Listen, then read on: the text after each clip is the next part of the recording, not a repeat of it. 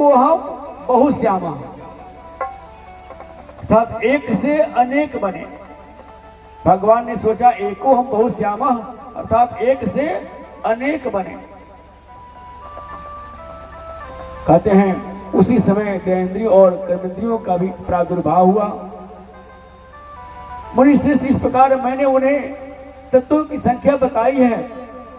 फिर अर्थात ये भी चिंता था कि यदि एक से अनेक बनते हैं, उस समय सृष्टि की रचना करते हैं, तो प्रजा रहेगी कहां?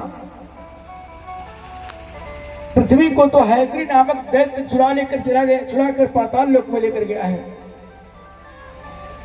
तो सबसे पहले तो उस पृथ्वी को ऊपर लाना होगा।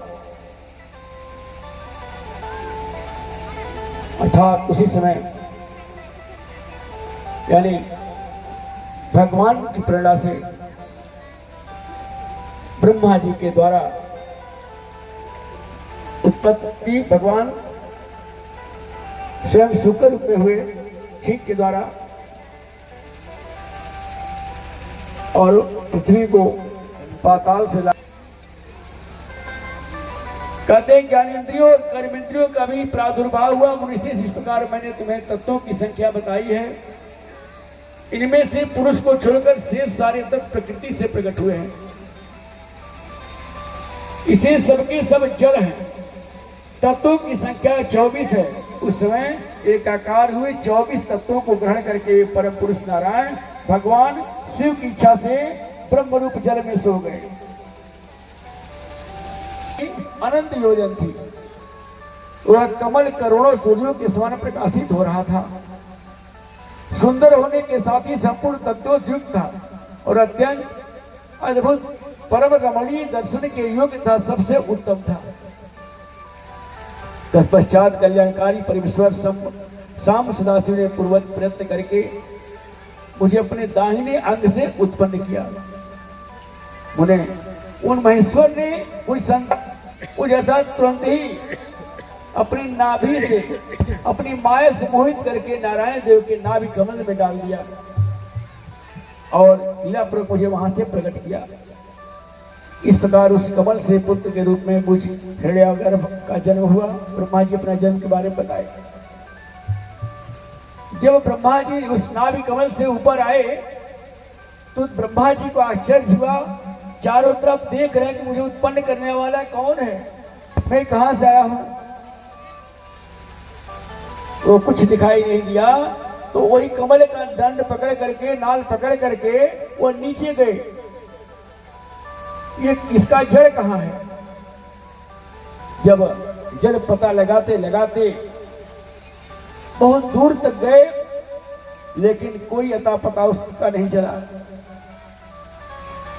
आवाज आई अचानक कि हे ब्रह्मा, तुम तप करो और तप के द्वारा ही तुम जान पाओगे। कहते हैं उस समय मेरे चार मुखिया और शारीरिक की कांति लाल हुई। मेरे मस्तक त्रिपुंड की रेखा से अंकित थे।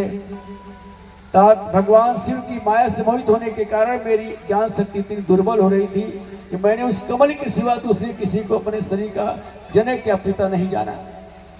केवल मैं उस कमल के दंड को ही जाना, कहां से उत्पन्न हुआ नहीं जाना। मैं कौन हूं, कहां से आया हूं, मेरा कार्य क्या है, मैं किसका पुत्र होकर उत्पन्न हुआ हूं और किसने इस समय मेरा निर्वाण किया है।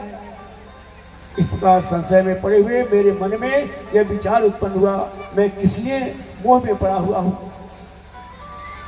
जिससे मुझे उत्पन्न किया है उसका पता लगाना तो बहुत सरल है। इस कमल पुष्प का जो पुत्र युक्त नाल है उसका उद्गम स्थान इस जल के भीतर नीचे की ओर है। इसे मुझे उत्पन्न किया है और पुरुष भी नहीं होगा, इसमें संशय नहीं है। साधारण व्यक्ति तो हो नहीं सकता। ऐसा निश्चय करके मैंने अपने को कमल से नीचे उतारा। मैं उस कमल की एक एक नाल में गया और सैकड़ों वर्षों तक वहां भ्रमण करता रहा, किंतु कहीं भी उस कमल के उद्गम का उत्तम स्थान मुझे नहीं मिला। तब पुनः संशय में पड़कर मैं उस कमल पुष्प पर जाने को उत्सुक हुआ, जहां से आया था ऊपर फिर यानी जहाँ फूल था ऊपर गया और नाल के मां से उस कमल पर चढ़ने लगा। इस तरह बहुत ऊपर जाने पर भी मैं उस कमल के कोष को न पा सका। उस दशा में मैं भी मोहित हो उठा। उन्हें उस समय भगवान शिव की इच्छा से परम मंगलमयी उत्तम आकाशवाणी प्रकट हुई, जो मेरे मोह का विध्वंस करने वाली थी। उस वाणी ने कहा, तपस्या करो। उस आकाशवाणी को सुनकर मैंने जन्मदाता पिता का दर्शन करने के लिए उस समय पुनः प्रयत्न किया और 12 वर्षों तक घोर तपस्या की। तब मुझ पर अनुग्रह करने की कृपा करने के लिए ही 4 भुजाओं और सुंदर नेत्रों से सुशोभित